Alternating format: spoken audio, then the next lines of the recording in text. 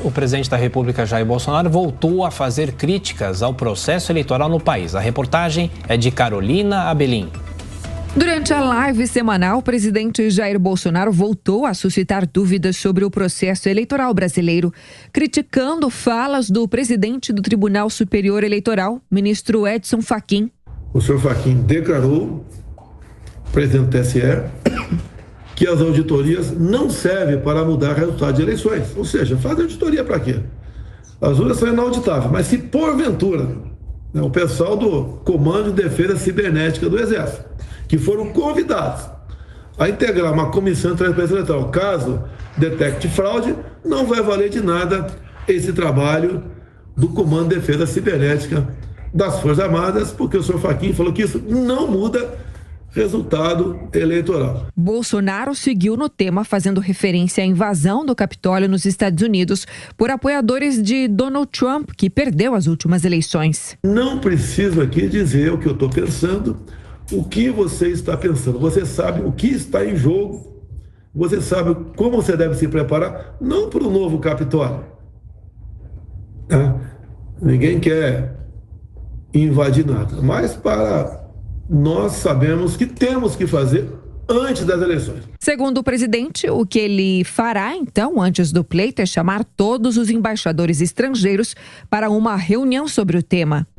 O assunto será um PowerPoint, nada pessoal meu, para nós mostrarmos tudo o que aconteceu nas eleições de 2014, 2018, documentado, bem como essas participações dos nossos 3 ministros do TSE, que são do Supremo, sobre o sistema eleitoral. Bolsonaro concluiu dizendo que quer transparência e que não vê problema de o setor de segurança cibernética das Forças Armadas participarem de uma apuração paralela. Quem diria, né? Um capitão do Exército Brasileiro, acusado de ser truculento, está lutando por transparência. Não queremos brigar com ninguém. Na quarta-feira, o ministro da Defesa, Paulo Sérgio Nogueira, em audiência no Congresso, defendeu o aperfeiçoamento do sistema eleitoral.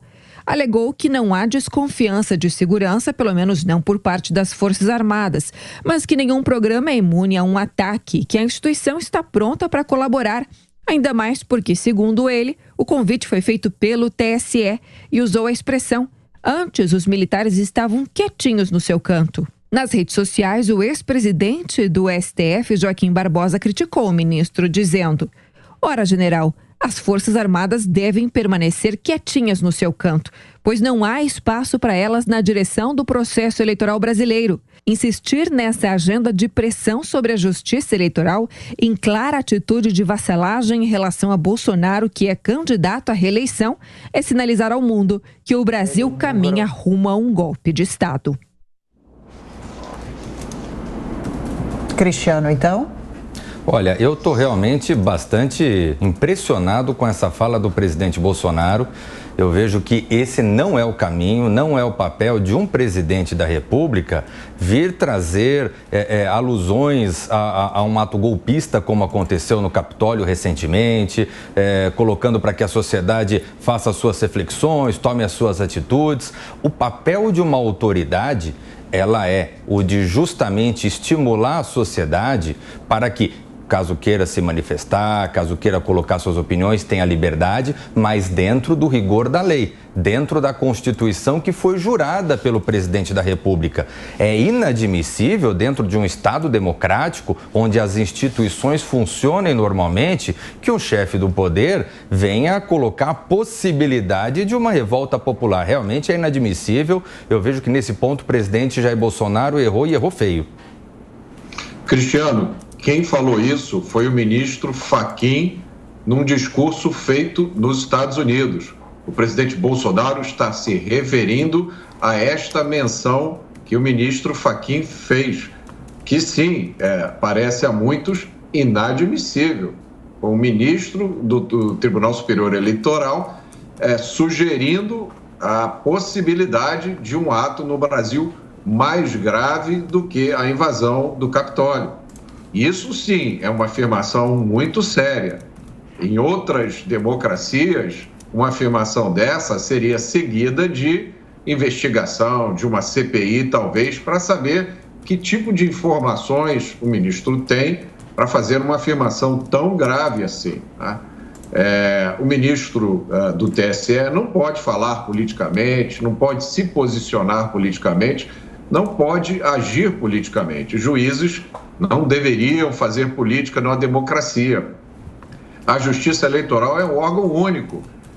Todo o processo eleitoral está na mão dela. Apesar de se chamar de justiça, ela tem funções executivas, ela regula as eleições, operacionaliza as eleições, executa e depois ela mesma julga os resultados.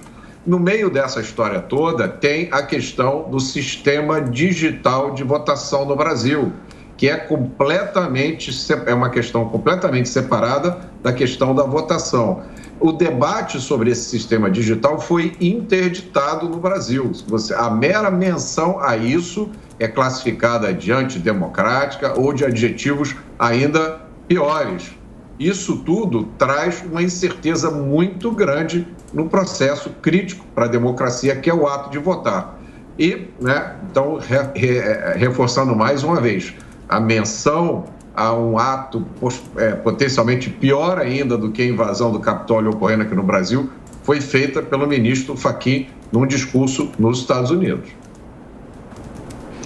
Olha, essa alusão foi feita ao ministro Fachin num discurso nos Estados Unidos, porque ela é reiterada dia sim, outra também, pelo presidente da República no Brasil. E quem não deve se imiscuir em assuntos políticos são os militares, não os juízes e o Tribunal Superior Eleitoral, porque é do Tribunal Superior Eleitoral a prerrogativa de comandar o processo eleitoral e não dos militares. Os militares são convidados, assim como outros representantes da sociedade civil, de órgãos, de instituições estabelecidas, eles são apenas mais um dos convidados, eles não são protagonistas nesse processo, não devem ser, porque militares, principalmente militares da ativa, como generais, em que pés comandem o Ministério da Defesa, não são atores de um governo, eles são uma instituição de Estado e eles não devem se imiscuir em questões políticas. É isso que vem contribuindo para corroer a democracia. O ataque ao Congresso americano, ao Capitólio, no dia 6 de janeiro de 2020, nunca foi firmemente condenado pelo presidente da República.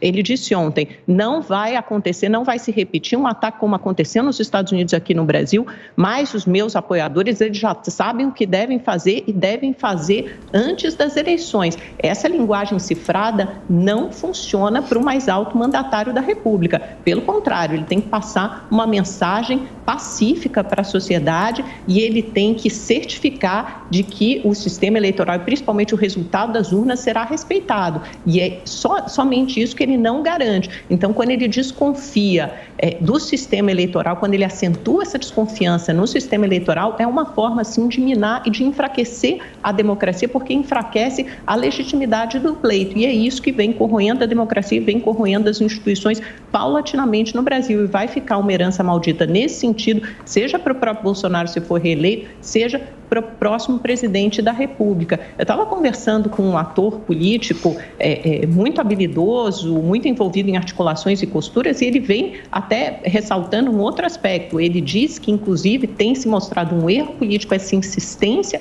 do Bolsonaro em desacreditar as urnas, porque nas pesquisas qualitativas, nas perguntas focais para grupos de eleitores, isso é visto como uma fraqueza e um medo de derrota do presidente. Então, além de enfraquecer e de minar a democracia, já está muito claro esse roteiro, inclusive com os últimos episódios de violência que a gente tem assistido. O próprio Ciro Gomes ressaltou agora no Twitter dele, né? Ele tem chamado a atenção para 3 fatos que aconteceram que aparentemente não guardam associação entre si, mas que mostram sim um clima de ódio político instalado no Brasil que pode enveredar para casos de violência. Então ele cita, que a gente já noticiou aqui no Jornal da Manhã, o ataque com ovos e fezes ao juiz federal que mandou prender o ex-ministro da Educação, Milton Ribeiro, o ato com um explosivo caseiro ontem na manifestação, no evento de pré-campanha do ex-presidente Lula e de Geraldo Alckmin na Cinelândia, no Rio de Janeiro, e também o tiro na janela da redação do jornal Folha de São Paulo. Então são 3 atos que aparentemente não guardam semelhança entre si, só que guardam muitos vínculos e trazem um simbolismo